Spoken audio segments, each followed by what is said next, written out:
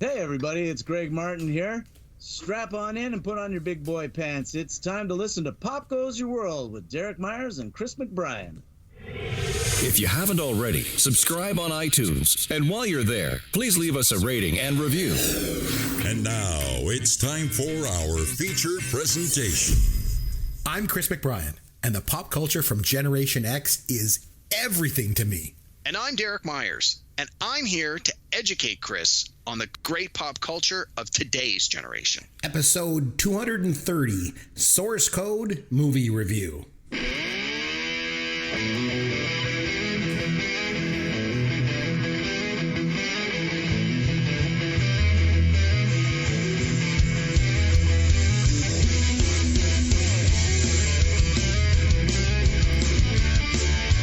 Yes, I'm Chris, that's Derek, and this is Pop Goes Your World, the pop culture podcast for the generations. Now, this week, Derek and I have watched the 2011 film Source Code. It was nominated by Derek. Go no figure. No kidding. It's definitely out of my realm. And we're going to review that movie shortly. We'll get there. But before we get started, actually, I have an announcement to make that I'd like to make. We recently had reason to celebrate around here. Last week, it was Derek's birthday.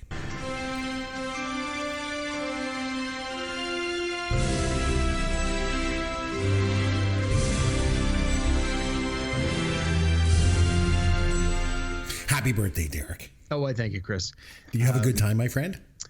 I did. It fell on a work day, so that sort of limited the fun on the actual day, but we did a little bit of celebrating the weekend before. We did a little bit of celebrating the weekend after, so It all worked out.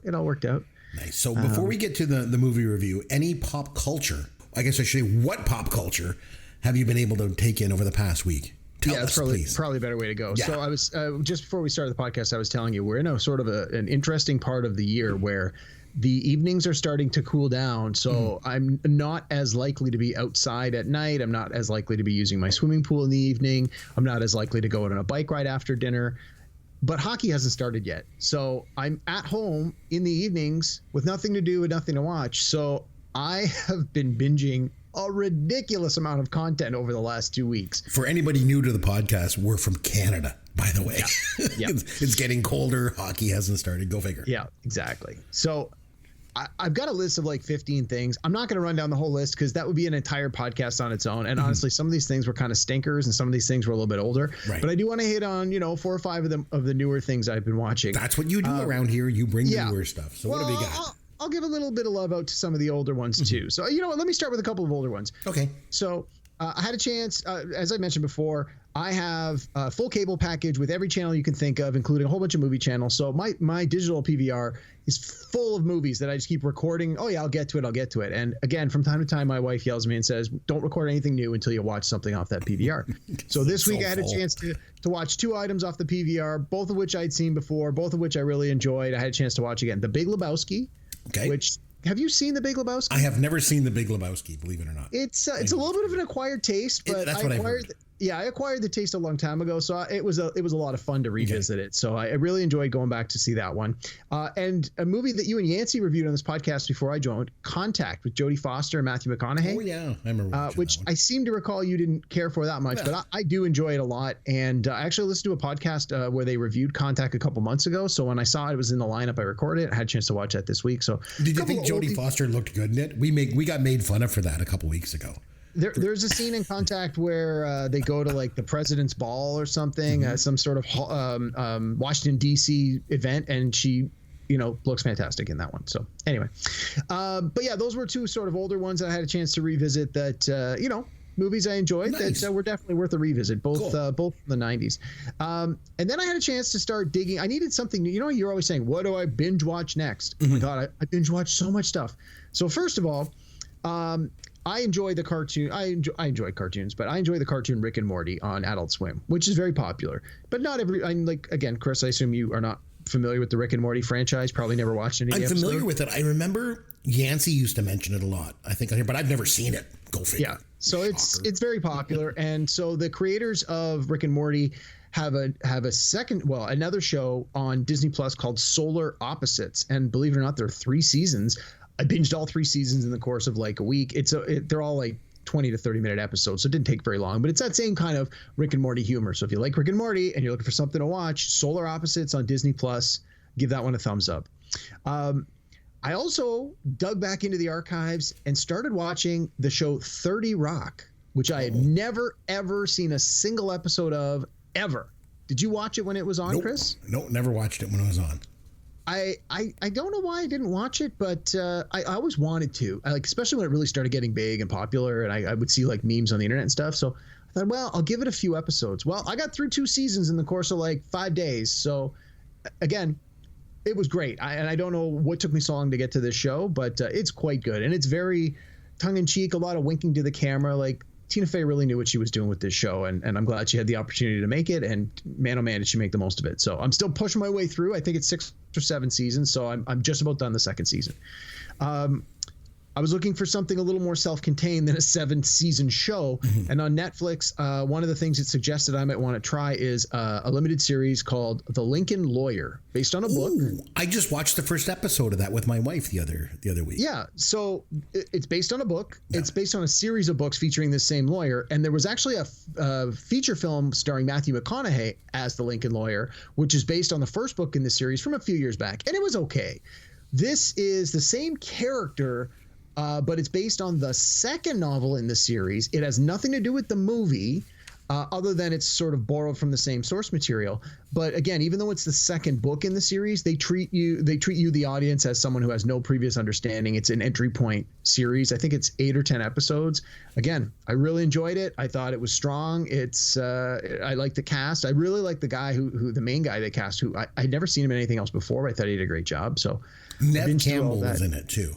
Neve Campbell's in it as his Never understood. I mean, she's Canadian. I never understood why she wasn't a bigger star. I don't know. I always thought that she would just like be this huge movie star when she was starting out. I remember when I was an actor back in Toronto years ago. My buddy at the time, he was an actor too. He's like, "Oh, we got to go to this party. There's like all these cast members from this show called Catwalk or something like that." And I don't know. I didn't end up going, but she was on that show, and so I would have had the chance to go party with her, I guess. But, there you go. I think I just watched hockey instead. I'm kidding. Yeah. What do you want? Shocker. I'm sure. All right, Lincoln. I'm sorry. I got this long list of things. Okay. The Emmy Awards were on between the last show that we did and this show, and I don't think there were many surprises. A lot of the favorite shows that were expected to win did win. Succession won a whole bunch of awards. Ted Lasso won a whole bunch of awards. Squid Game won a couple awards. Henry Winkler did not win, although he was nominated. I believe he was nominated. Barry was definitely nominated, the show he is in. But one of the winners was Michael Keaton, won for his part in a limited series called Dope Sick that is available on Disney Plus. Now, I like Michael Keaton. I had never heard of this series before. Me either. So looking for new content, I went, let's see what this is about. And I started watching the first episode. And it turns out this series is about the opioid crisis in the U.S. through the late 90s and early 2000s. And I couldn't stop watching it. I stayed up really late into the night, 2 nights in a row, and was very sleepy at work the next 2 days to get through this. It's one of the best things I've watched all year. It's fantastic. It was amazing. Michael Keaton definitely deserved the award that he ended up winning. Yeah, it's great. It's and again, it's based on real life events. So for me, it was somewhat education. You know how much I like a good documentary. So obviously, I'm sure there was some license taken with some of the storytelling, but on its face, there's a lot of very interesting stuff that was presented here. So no, it was really good. I really enjoyed it. Strongly recommend that one. If you got Disney Plus, check out Dope Sick. Dope Sick. Dope Sick, one word. Yeah, I didn't even know what the word meant, but through the course of the show, they tell you what it means, but they don't tell you until it's relevant to the story, and you're like, oh, I get it. So, but yeah, no, quite good. And then just before I jump onto some documentaries, one other movie that I watched that I'd never seen before is from 2011. It's called Margin Call. You ever heard of it? No. It has a huge cast. It's got Jeremy Irons, Kevin Spacey, Paul Bettany, Demi Moore, Stanley Tucci, Zachary Quinto. It's got all these big actors who all do good work, and the story takes place over a 24-hour period, and it's loosely based on real life, and it's basically the day of the stock market crash in the late 2000s when the whole mortgage crisis started to happen, and it sort of is the behind-the-scenes look at An analyst realized that there were shenanigans going on, brought it to the attention of the people that run the trading company that he worked for, and then rather than do the right thing, they just cashed out, and that just collapsed the stock market for the next 2 years because of corporate greed. This movie was great. Again, I don't really know a lot about the ins and outs of how the money side of it worked, but you don't need to know that. The performances were really good. The story was really good, very compelling. I had heard sort of when it first came out that it was quite good, but it wasn't a big hit. But it was available on one of the streamers. I'm sorry, I can't remember which one. And yeah, it was really good. Margin Call? Yeah, I think it was from 2011. If I remember terrible correctly. Title, though. Well, it's a money term, right? It's a trading term. So, yeah. Anyway, and then I watched a few documentaries. I'll just give you the highlights of the first 40 couple. days and 40 nights. He watches documentaries. He likes to learn about the world. It's Derek's Documentaries. Derek's Documentaries. Sorry, we just had to get the song in there. Of course. I had a chance to watch 3 or 4, but I'm only going to just talk about 2, and one of them real quick. All my documentaries I watch are on Netflix. There's a lot of new documentaries coming out. So the one that I watched just the last few days just dropped last week. It's called Get Smart with Money. And it's basically 4 or 5 financial advisors that they basically did like a contest where they reached out to people and said, like, are you terrible with money? Are you drowning in debt? Are you, do you have no idea about how to invest your money? Do you not have money to invest? Like, we'll help you. And they basically did like this open contest to find people that would participate in this documentary over a full calendar year. And they walked them through how to try and improve their life and help them with their money problems. And it was interesting, but at the same time, most of what was presented was very common sense kind of stuff. And a lot of what they were presenting, like the answer was, oh, well, if you get a second job or you get a third job, that's a good way to bring more money in. It's like, yeah, it is, but that's not really the right answer. Like it was sort of systemic of of the bigger problem, the fact that just people aren't getting paid enough to do so many jobs these days. But it was just okay. I wouldn't recommend it. It was more like it was American, was it? Oh, definitely, yeah. But it ran about 90 minutes, and like I think 20 minutes in, I sort of went, I know exactly where this is going. So I would say if this sounds like it might interest you, give it 5 or 10 minutes, and if you think you know where it's going, you're right. You don't have to watch the rest. But a great documentary that I do want to, this last one, a great documentary I want to recommend.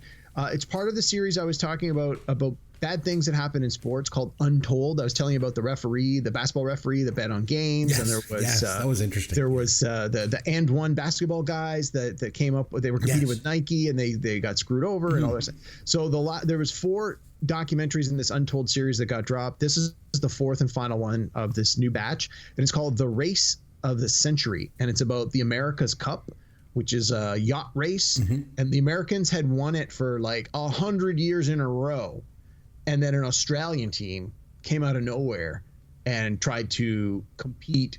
Like they were able to compete. They were able to dominate. Their boat was just straight up faster. Their engineer had an aha moment and rejigged the aerodynamics of the boat. And suddenly their boat was able to do things nobody else's boat could do. And it's just this amazing, inspiring story of the David versus Goliath. And at the same time, the people that have won year after year after year after year, there's thousands, if not millions of dollars associated with being the winner. And when they realized, hey, we've won this for 100 years in a row and we could lose this and all the money that goes with it, of course, shenanigans ensue. That's really all I want to say on that. It is great. I strongly encourage you to watch it. You'll be glad you did. And if you're anything like me, I don't know crap about the America's Cup. So everything was new to me. I didn't know who any of the people were. I didn't know any of the history was. It wasn't like watching a documentary on the NBA where you're like, oh, well, I watch basketball. I know some of this stuff. It's like, no, I knew nothing. So it's called Untold. It's part of the Untold series. And this particular one is called The Race of the Century. And it's about the boat race, the America's Cup. So anyway, lots and lots of stuff on my plate this last few weeks. And then, of course, Source Code, which we'll talk about in a few minutes. Yeah, lots of new stuff as usual. So for me, it's always the old stuff. So, Derek, I want to pose a question to you, my friend. Now, it's a bit of a trick question, but because I've mentioned this a couple times on the podcast, so you should get it. How would you answer this question? What is my favorite movie of all time? Well, so I cheated. I've been listening to the Greatest Hits episode that you just dropped. last week when we were off for my birthday. And you asked Yancey that question in one of the episodes, and I just listened to it this morning. So I do know the answer. Your 3 favorite movies, in no particular order, because you say the order always changes, are Indiana Jones, Raiders of the Lost Ark, Star Wars, and Jaws. That's correct. So recently, my son and I went to see Jaws in the movie theater. I'm not sure why they released it in movie theaters again. Like, it's not like it's the 50th anniversary of the original release, because that would be like in 2025. But anyway, they released it in 4K and in 3D. So I've seen Jaws approximately 8 bazillion times in my life. Just approximately. Yeah. Okay. So, really, how much better could it be? One more time, right? It was amazing. Like, nice. The thing is, my relationship with this movie for most of my life was on VHS. I know a lot of younger people that watch this are like, what the hell, right? So watching it on VHS on a small screen, like bad resolution, right? So seeing it up on the big screen in 4K and in 3D, it was like watching this movie for the first time. I know that sounds crazy, but it was. I was picking out little details of the film that I'd never picked up on before, especially a lot of stuff around the town of Amity. Like, there's little details, like there's Vaughn's Realty Company. It's on the side of the car and in this building. Like, I've never picked up on that before, that the mayor had a realty business and all this. But the scenes in the ocean, it felt like you were out at sea. If you remember, Spielberg built a special housing for his camera, so it would be right at the water level. Right. In those scenes, you feel like you're out in the ocean, But then the scenes that are in the Orca, you feel like it's claustrophobic. Like, you feel like you're right there in Quint's boat. Like, it was just amazing. I absolutely loved it. What an experience. And it was funny. My wife was like, "You've already seen that movie a million times," which is not true. I've seen it 8 bazillion times. Exactly. Approximately. It was, quite simply, one of the greatest experiences I've ever had in a movie theater. It was unbelievable. And the thing is, now I can at least say that I have seen all 3 of my favorite movies in the movie theater, because I saw Star Wars as a 7-year-old kid, and I saw Raiders 3 times as an 11-year-old, and now I've finally seen Jaws in the theater.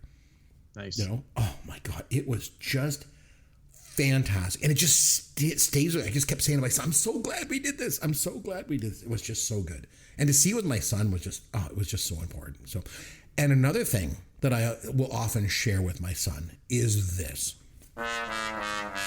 Here's your dad joke of the week. Okay, Derek, I got a dad joke for you, all right? What is the longest word in the English language? I have no idea.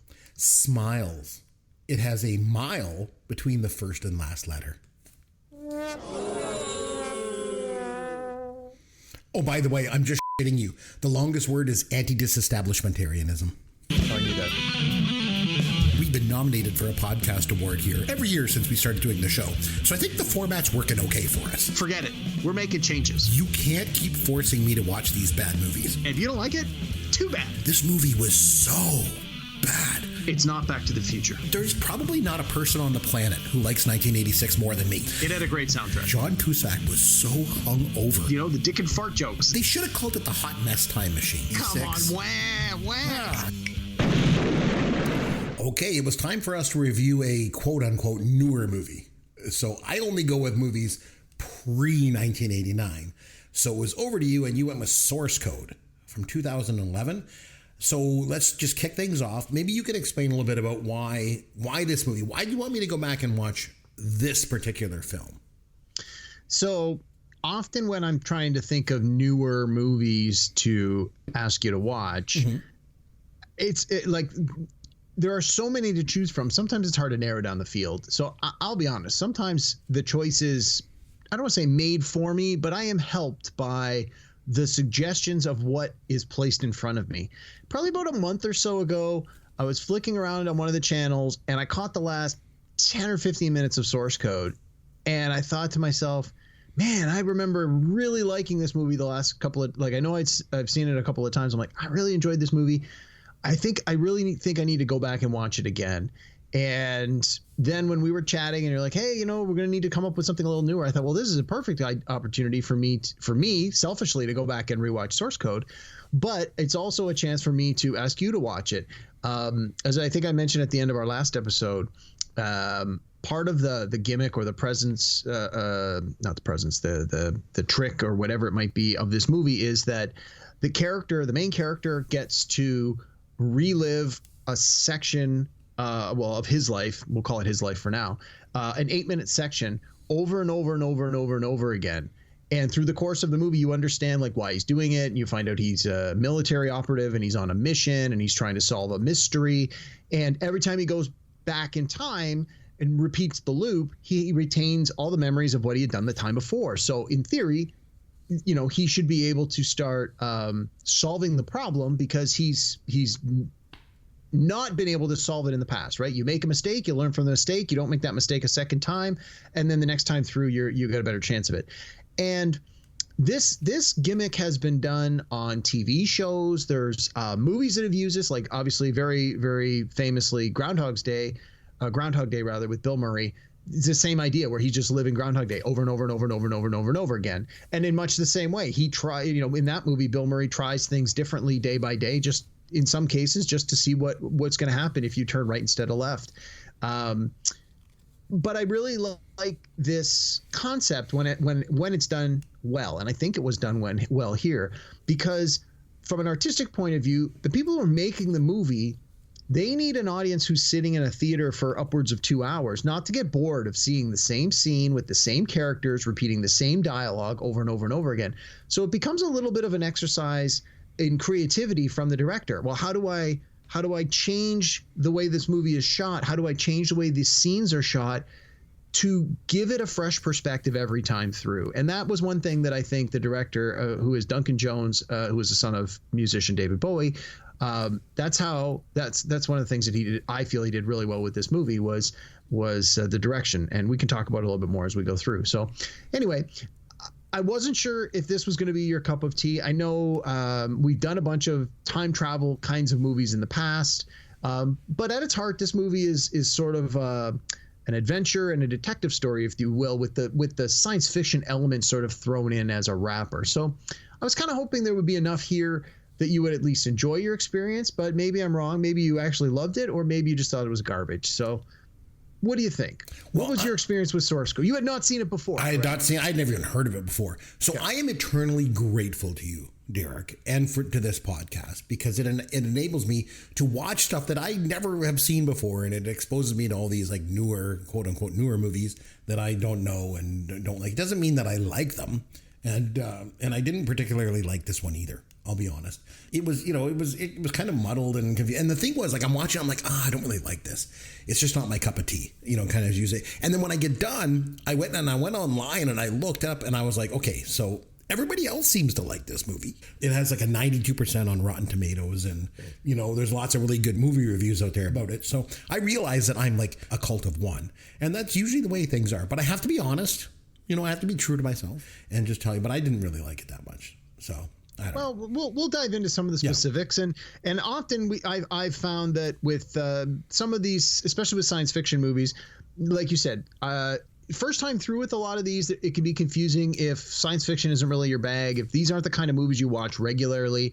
Some of the tropes and some of the expectations that the movie's creators might have that their audience will understand certain things for what they want them to be rather than for what they maybe actually literally are, will go over the head of some viewers on their first time through. So perhaps there's some things that if you have some questions we can chat about, it might clear it up for you, might present some, if I even know the answer. But yeah, let's jump into it. So I took a look at the domestic box office for 2011 when this movie came out, and a couple of things struck me. Number one, I haven't seen most of the movies from that year. Surprise, surprise. No kidding. I'm guessing the top 10 is dominated by sequels and franchises. Probably in the top 20. That was the second thing that I noticed about that year. Back to my first point, like, I've not seen any of these movies. And the only other movie I've seen from 2011 was Thor, because you made me watch that movie for this podcast a while back. Mm-hmm. And the second thing, like you mentioned, like it's all sequels. So it's like, Harry Potter and the Deathly Hallows Part 2, Transformers Dark of the Moon, Twilight Saga, Breaking Dawn, Part 1, The Hangover Part 2, Pirates of the Caribbean on Stranger Tides, whatever the hell that is, I didn't even know that existed, Fast 5, Cars 2, Rise of the Planet of the Apes, Kung Fu Panda 2, X-Men First Class. This is all friggin' sequels. Yeah. No wonder I haven't seen this. God, movies suck. But Source Code finished 60th overall at that year with 57 million at the box office. So it's quite a ways down. And with some other movies that are around, there's like Midnight in Paris, Friends with Benefits. There's The Lincoln Lawyer. That's what you just mentioned, right? Yeah. You know, that's the same as that Netflix series thing, right? So, yeah. Oh, wait a minute. Tron Legacy was at 62. So you maybe watched that one too, right? There you go. Okay, so I guess this is the third movie that I've seen from 2001. I'm really expanding my horizons. Derek. There you go. And then Footloose is at 66. Is that a remake? That's not the... Yes. That's not a re-release of the 1984. No, it's a remake. Yeah, it's a remake, reboot, what have you. I mean, what? They re-released Jaws. Why don't they just re-release Footloose instead of making a remake of it? What the hell's the matter with these friggin'... Get off my lawn! Dollars and cents, my friends. Okay, so like you mentioned, Source Code was directed by Duncan Jones, who is David Bowie's son. Now, as a Gen Xer, I remember his name being Zoe Bowie, and I guess he didn't like being called Zoe. Can't say I blame him, but so then at one point then he changed his name and he said, I want to go by Joey. And then he said, I always want to go by Joe. And then eventually he just started using his birth name, which was Duncan Jones. So, because David Bowie's real name was David Jones. David Jones, yeah. And Duncan Jones also directed Moon, like you mentioned, which Yancey made me watch back in the second season of this podcast. And I don't think you liked that one either, did you? Spoiler alert, I hated that one too. So I thought it was dumb and I thought it was boring. So this movie had a budget of $32 million, but it made $56 million at the domestic box office. So like almost doubled up. Yeah, so it's not bad. It made $147 million worldwide, so it did well. Very highly acclaimed by critics and audiences. Like I said, it got that 92% on Rotten Tomatoes, and a lot of critics liked it. I just didn't care for it. But let's talk about the cast. I always like to get into the cast of this. So Jake Gyllenhaal, plays the lead character. But he wasn't, I always love getting into this too. He wasn't the first choice to play the role. The first choice was actually Topher Grace. Really? Yeah, from that 70s show. And I can see him as I look back, in this, like, I'm not a huge fan of Jake Gyllenhaal. I think Topher Grace would have been better in this role. But, I never really liked Jake Gyllenhaal that much. I remember when they tried to make him into this, like, action movie star. Remember that movie, The Day After Tomorrow? Do you ever see that one? I love that movie. I've seen it a dozen times. It's fun. I remember they tried to make him like this action star. To me, it just didn't work. Either the movie didn't work, him as an action star. One movie I really did like him in, though, I will admit, is a movie called Prisoners. Have you ever heard of it? Oh, yeah. It was starring the Wolverine guy. What's his name? Hugh Jackman? Hugh Jackman. He plays a guy in this guy. He's like a dad, and his daughter gets abducted. So he takes Paul Dano prisoner to like torture him because he thinks Paul Dano took his daughter. And Jake Gyllenhaal plays a cop in it, and he's really, really good in that movie. Like, I was surprised. Michelle Leo, I think is her name. She was amazing in that too. I think it's one of those movies that kind of slipped under the radar for a lot of people, but it's really, I remember it's really long, and I watched it on a flight that I took from San Francisco to Toronto. So I had a lot of time on my hands, and I watched that movie. It was good. But other than that, I've never been a big fan of Jake Gyllenhaal. I don't know. Yeah, I find he's hit and miss with me. I recently watched a movie he was in called Nightcrawlers, where he was a photographer, a videographer who would listen to police scanners and then try and be the first one on the scene. And it was really good. It was really, really good. And he appeared in one of the more recent Spider-Man movies for the Marvel Cinematic Universe. He had a really important and interesting role in I think it was the second Spider-Man movie, the one where they go to Europe. And but yeah, he's been in a lot of stuff, and I've actually seen a lot of his movies, and in many of them I just sort of go, okay, could have been him, could have been someone else. Didn't make that big a deal. But like you said, like Prisoners, and there's this with a few other ones where it's like I think, yep, he was the right guy, he did a good job. But yeah, I've never been a huge fan, but I wouldn't avoid a movie because he's in it. I don't dislike him.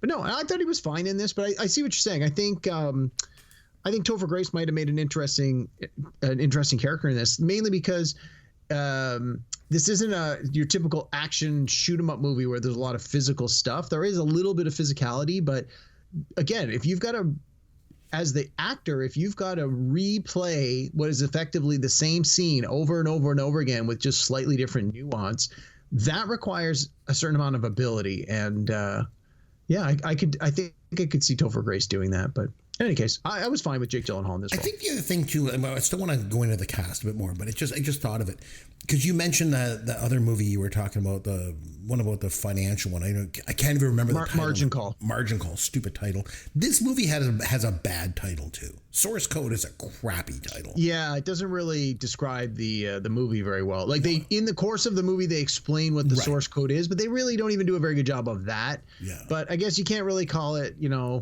Hot Tub Time Machine because we already have that. Mm-hmm. So.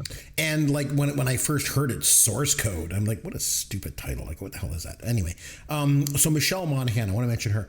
I was talking before about Topher Grace was originally cast. You know who was originally cast as the character of Christina? It wasn't Michelle Monaghan. It was Lindsay Lohan.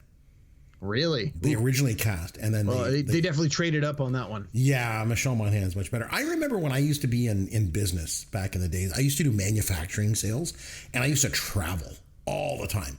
And I remember one time I was on a business trip out to Minnesota, and Michelle Monaghan's dad worked at one of the factories that bought from us. And at the time, I guess she had just moved out to Hollywood to try and make it as an actress. And I don't know. I remember him mentioning that, but I didn't really know much about her coming into this movie other than that. I never saw the Mission Impossible movies. I think that's where she's probably best known for, right? But I definitely. I mean, she was a very minor character in those films. She played Tom Cruise's wife, and again, they're about Tom Cruise, not about his wife. Mm-hmm. But she's got a pretty decent IMDb. Like she's been in a lot of stuff. She seems like a pretty good actress. Like, I mean, she's got a lot of on-screen charisma. So I actually liked her in this. I thought she was pretty good. Me too. I thought she was one of the better parts of the movie, even though she's got a minor role. Jeffrey Wright, I want to mention him. He was a very successful stage actor for years. He won a Tony for Angels in America, and then he reprised that role when he did the HBO series Angels in America. Yep. I feel like he's kind of become a bit of a sci-fi staple. Because he was on Westworld. Yeah, right? He's in Westworld. And he was in the James Bond reboot as Felix Leiter. And the Hunger Games, too, right? So he plays... Was he in the Hunger Games? Yeah. I honestly don't remember. So he plays in this, obviously, this kind of scientist-type character. I think he does that really well. He comes off as this kind of well-educated type of vibe thing he's got going on, which is good, I guess. I mean, especially for sci-fi movies, because all the scientific jargon and all that. So I thought he was okay. And I wanted to mention Vera Farmiga. I really liked her in a movie called Up in the Air. Have you ever seen that one? Yes. Oh, I really enjoyed that one. Yeah. That's not a movie for everyone, but it's quite good. It was fantastic. She was nominated for an Oscar for that movie. And then wasn't she in The Departed? Yes, because you had me watch that for this podcast. She ended up marrying Matt Damon's character, and then she screwed around with Leonardo DiCaprio's character. Yes. And I don't know if she was perfectly cast in this movie, but for me, I feel that she's a very watchable actress. I think she can pretty much pull off anything.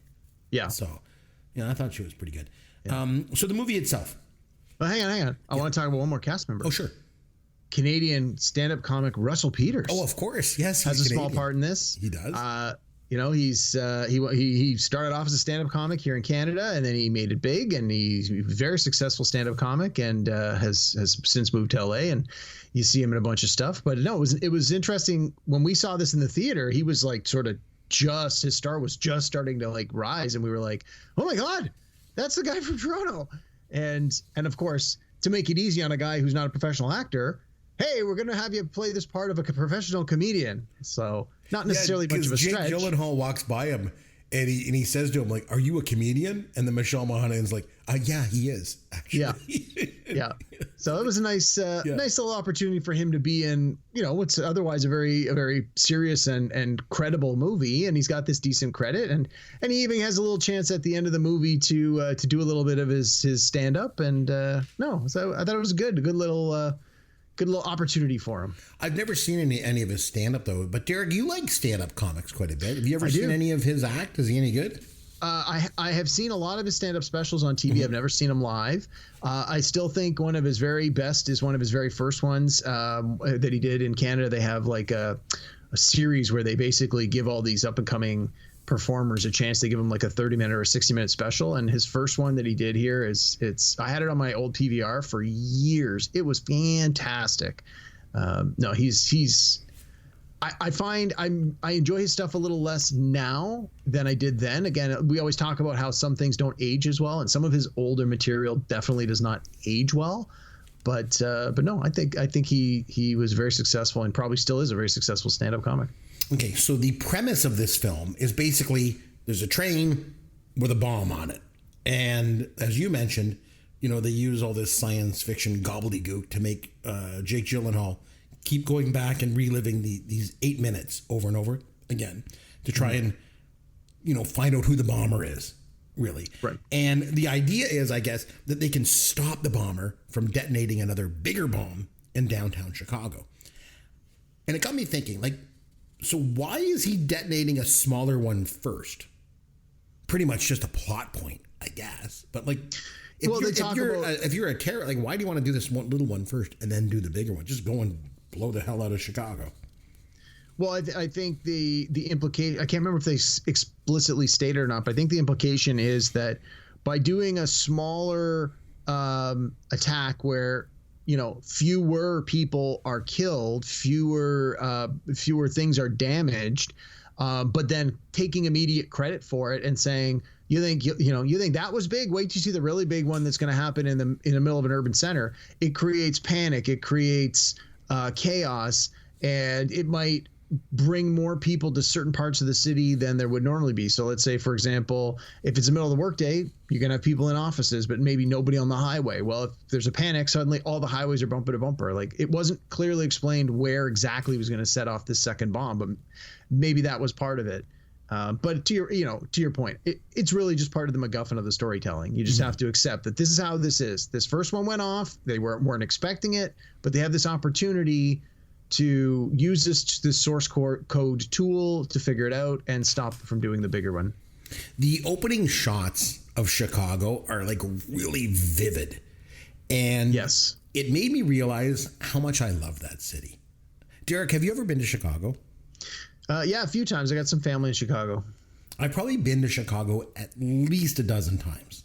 I used to travel there on business all the time. I love Chicago. But during the opening title sequence, another thing that really struck me was how generic the titles were. The font is very basic, and it's very, the typeface is very small. It's kind of to me, it struck me as a bit of a departure from a lot of these millennial movies that you make me watch here. A lot of them, the opening title sequence in a lot of these movies is like a damn production all in itself. You know what I mean? And in this movie, it was just very generic. It just kind of struck me. I don't know. Well, I think that was a deliberate choice to like you said, the director wanted to focus on this is the beauty of the town, the beauty of the city, the like you said, the way it's very. I think you were saying that the titles were generic, but in a way, some of the shots were generic, where this could really be anywhere. And I think that's to try and help the audience put themselves in the shoes of the heroes of this movie, where it's yeah, they say this is going to be happening in Chicago, but the idea is this in theory, this kind of thing could happen anywhere. So isn't it important that they succeed in stopping this thing? Because look at how beautiful this place is. And, it's everybody. It's, men, women, and children. It's not just the mean corporate downtown, boo-hoo, all the rich people. It's no, this could affect everybody. So the movie opens up, Jake Gyllenhaal is sitting there and he's on the train talking to Michelle Monaghan, and he doesn't know her, even though she clearly knows him. Mm-hmm. And he says he's a soldier from Afghanistan. And then he goes in the bathroom and he sees a reflection in the mirror that's not his face. Quantum Leap style, man. Right. So you're like, okay, what's going on? And then that Vera Farmiga, she's at a computer and she's like, stand by for thread 1 of alpha memory pattern. And I'm like, oh God, here we go again with this sci-fi jargon. I don't know what it is with you and Yancey making me watch these sci-fi movies with all this complicated jargon. What is the deal with this? That's hardly complicated. I don't know. I'm just like, what's going on? This is, I don't know. So, bomb goes off on the plane. Jake Gyllenhaal, like you said, he's got to on the train, not the plane. Or sorry, what did I say? You said on the plane. Oh, sorry, on the train. And he's got to relive the last 8 minutes over and over again. And so I'm thinking, you just made me watch a movie just like this not that long ago. It was The Day After Tomorrow. No, that's the one with Jake Gyllenhaal. What's it with Tom Cruise where they were on the beach? Remember the? Oh yeah, Edge of Tomorrow. Yeah. Live, Die, Repeat. It was like the same thing, right? Similar, yeah. Like I said, this is a trope that has been used many times, sometimes more successfully than others. And if as an artist you're going to use this trope, you need to bring something different to the story, and that's part of what I liked about this. It was different. It was this: you have this 8-minute thread. It's a very confined. You're in a train car, the same setting, the same moments. Even though you still get some of those shots of from outside, it's an exercise in making this compelling, despite the fact that you're constantly in the same place over and over again. So there's a scene where Jake Gyllenhaal opens up his wallet and it says his name, Sean, and then it says teacher. I'm like, when does anyone ever carry a piece of ID that shows their name and occupation? I just assume, as someone who doesn't live in the state of Illinois, I just assume that's what it shows on an Illinois driver license. Really? But I would like to hear from somebody that lives in Illinois. Please email me, Chris@PopGoesYourWorld, and tell me if this is true. Because there's no way you have an ID that says your name and your occupation. Come on. It's like Steve, acupuncturist, or like Martin, refuse collector, Dave, unemployed. Like, come on. This doesn't happen. There's no way. I can't. If you say so, I just, again, suspend disbelief. I assume that's how that was, and I just didn't even consider it. I was like, okay, fine. Because in the course of the dialogue, she refers to him as if someone mentions that he's a history teacher. So it wasn't like that was a clincher of, an important plot point that oh my God, well, if we had known he was a teacher, it's. Susan, hippotherapist. Okay, come on. One thing I noticed was the actor that plays remember the train ticket collector? The guy that was coming around and picking up the tickets. Have you ever seen the kids show called Today's Special? Oh yeah, geez. Not in a long time, but yes. Okay. So there's a puppet on that show that used to freak me the hell out. It was this security guard. It was this like puppet security guard. And his name was Sam Crenshaw. Google it if you're listening to this podcast. Google Sam Crenshaw from Today's Special. And you'll see, it looks exactly like the security guard or the ticket collector that was in this. And that puppet, by the way, was maybe the freakiest thing that I've seen since Ben Gardner's head in Jaws, which I just saw in 3D recently. But anyway, I just wanted to mention that. I always like to point out these connections, But so then talking about this jargon and stuff they talk about, Jeffrey Wright says at one point, source code does not equal time travel. Source code equals quantum mechanics and parabolic calculus. This stuff makes my head hurt.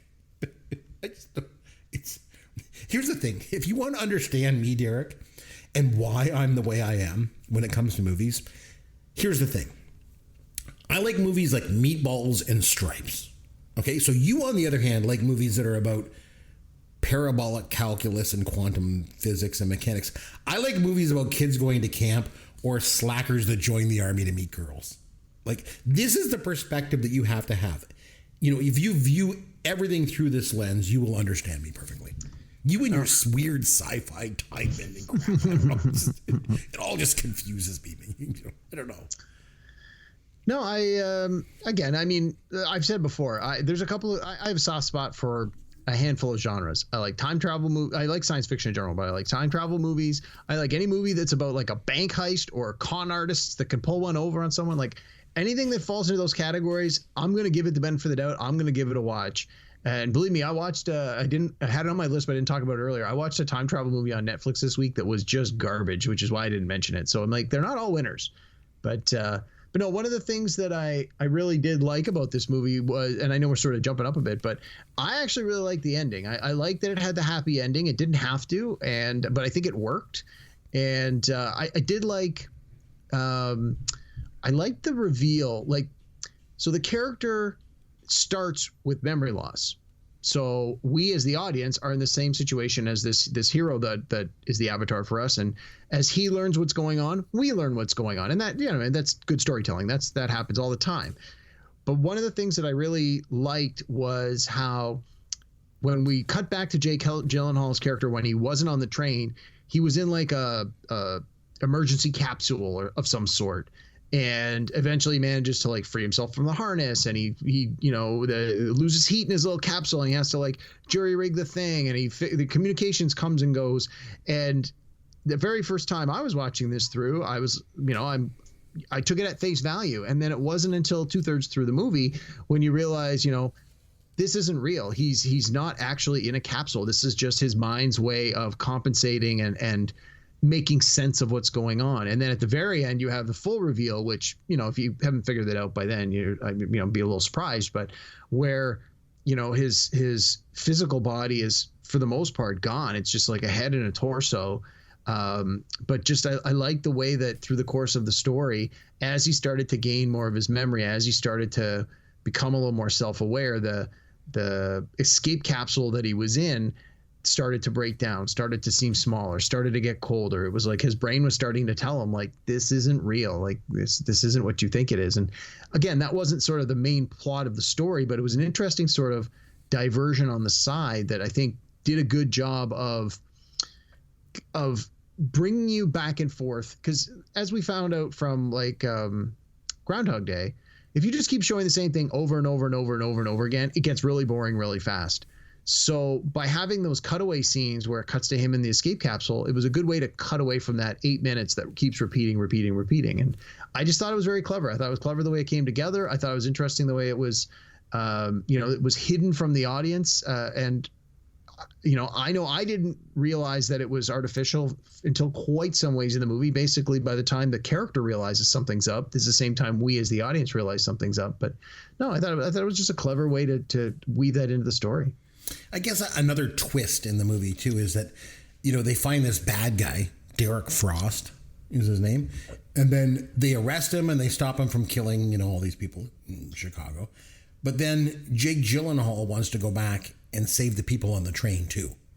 Maybe right. Michelle Monaghan, probably. Well, because at the beginning, he even says, like, it's a simulation. He's thinking more like virtual reality simulation. But, through the course of the movie, like you said, they use all those jargony words to explain blah blah quantum this and calculus that, but this is the happy ending that I liked. It's he was a soldier on a mission to do this thing as a part of this program, and he was successful. And then you get to understand that him being the hero, he felt he had unfinished business. He wanted to get it right. He wanted to do the right thing. And so you have the happy ending at the end where, because he's been through this simulation 50 times or however many times, he's able to do everything perfectly.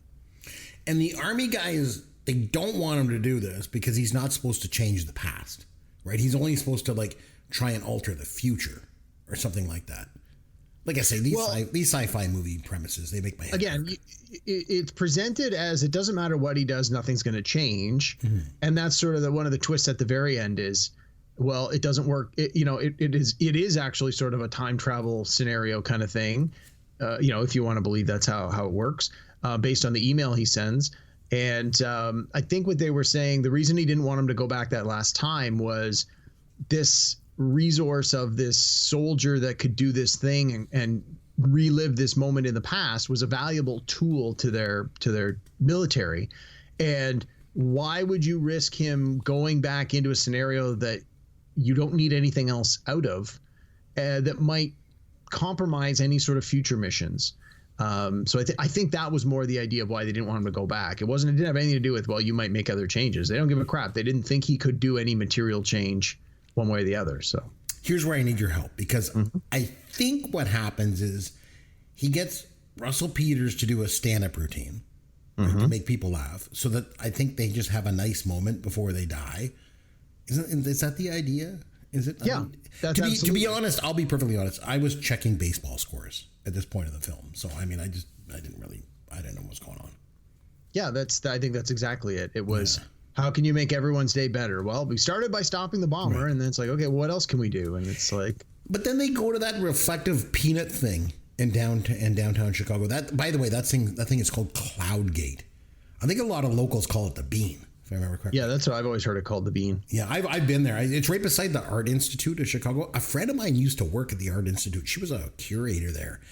That whole area in downtown Chicago is incredible.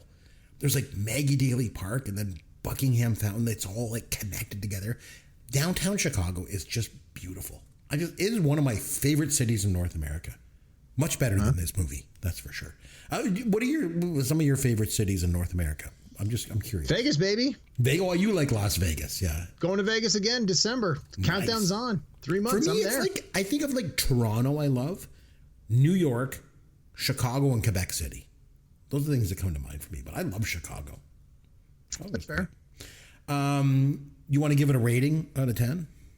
I think this is great. I give it an 8 out of 10. Like I say, I think a lot of people give it a high rating. I would give it a low rating. This movie is called Source Code, but in my mind, they should have called it Shit Code. Oh, you suck. So I don't know. I'll give it like a 3, I guess. I'm so bad. Just sorry. All right, let's have some Fun with Caveman. Okay, so Derek, you like game shows. I love I game like shows. game shows. So it's time for you, my friend, to take a seat in the winner's circle of the $100,000 pyramid.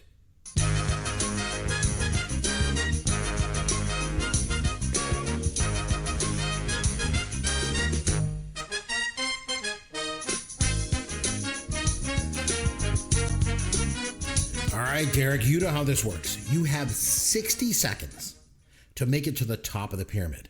There's 6 categories, and I can only give you lists for each category. And then based on my lists, you're going to guess the category, okay? And you know how much I love Gen X pop culture. You know, Yes, I do. So this is the Gen X pop culture version of the $100,000 pyramid. I should have brought Yancey back for this.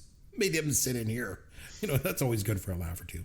So all the categories have to do with Gen X pop culture. Okay, I'm going to give you lists, and you're going to go up to the pyramid, and you're pretty good at this, so I think you'll fly through it. Okay, are you ready?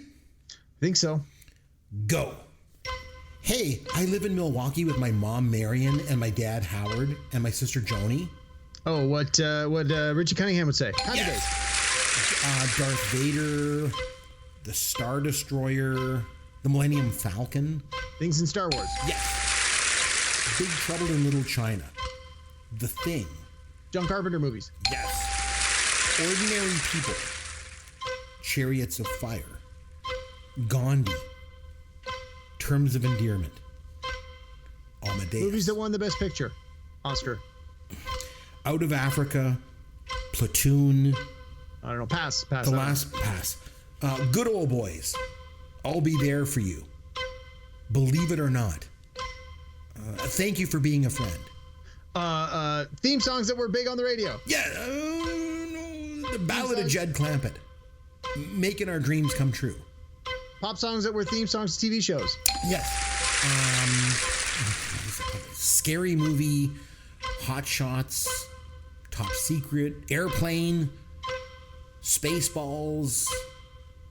Johnny English. Parody movies. Spoof movies. Yes. Oh, spoof. Yes. Okay, going back. Ordinary People. Chariots of Fire. Gandhi. The Last Emperor. Rain Man. Driving Miss Daisy. Platoon. Out of Africa. Ordinary People. I don't know. I got nothing. Chariots of Fire.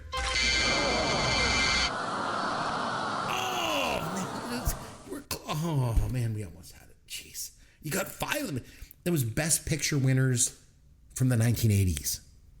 Didn't I say that? You I said that. Best Picture winners, but you didn't say the 80s. And that's what they needed. Okay. The judges wouldn't give it to us. So when you went to the category that had Airplane and Yeah. Scary Movie, I thought we had gone back to that first category that I passed on, and I'm trying to connect on Golden Pond and Chariots of Fire to Hot Shots and Naked Gun and Airplane, and I was getting very confused. And then I realized this is probably not connected to that list. And the thing is, when you play the pyramid and you're going up it, like you got to say the one word, and you got it with spoof. Spoof was the word. So I mean, good for you. Oh man, we almost got there. So you didn't get the one, but you got like 2, 4, 5. So you got $750. Not bad. There you go. You can just transfer that. Yeah, digital transfer is fine. Okay, we'll take care of that. So full disclosure, we're going to be away next week. We usually record on Wednesday nights, and next Wednesday, I'm busy. My wife and kids want to do something for me. Apparently, I'm going to be a year older, something like that. So don't believe it. Yeah. Fight the urge. So we're going to have another best of Fun with Caveman episode for next week. But we're going to come back the week after that, and it's time for another pop culture fantasy draft. So there's only 2 years left for us in the 80s for us to draft. There's 1983 and 1987. Derek, what do you say that we do 1983 the next time out? I think that's a good idea. We just did 1986, so let's bounce back a couple of years. We'll do 83, and you've got me 5 to 3 on the 8 draft so far. So the best I can do is if I win the next 2, all that's going to do is tie. But we'll see. I'm more confident with the 8. Sorry, what was our other year we got left? 86 or 87? 83 and 87 are the 2 left. I'm very confident that 87. I'm very confident about that one, which I did honestly. I was hoping we were going to do that one last. 83. I was still pretty young. I was only 8 years old, so. That one might be a bit tougher, so we'll see. We'll come back in 2 weeks, and I think we'll have a lot of fun talking. Yeah, I mean, we'll do the draft, and then we'll each pick a movie to review from that year, and then that'll get us through like the next month or so around here. 1983 next time. We got each going to draft a team of 3 movies, 3 TV shows, 3 songs, and a personal pick from 1983. We'll do that next time out. Okay? Sounds good. All right. So until then, this is Chris McBrien on behalf of myself and Derek Myers saying thanks for listening to Pop Goes Your World, the pop culture podcast for the generations.